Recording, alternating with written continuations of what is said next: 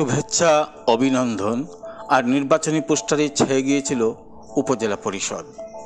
সরকারি একটি গুরুত্বপূর্ণ স্থাপনার এমন দৃষ্টিকটু লাগলো। এভাবেই চলছিল দিনের পর দিন। এখন গোটা উপজেলা চত্বর ধারণ করছে ভিন্ন রূপ।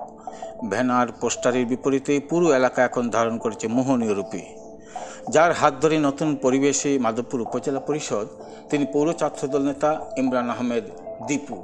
তিনি আজ রোববার নেতাকর্মী নিয়ে পরিচ্ছন্নতা অভিযানে অংশ নেন। এই সময় উপস্থিত ছিলেন ছাত্রদল নেতা মাহিন শেখ, ইশতিয়াক মামুন সহ অনেকেই।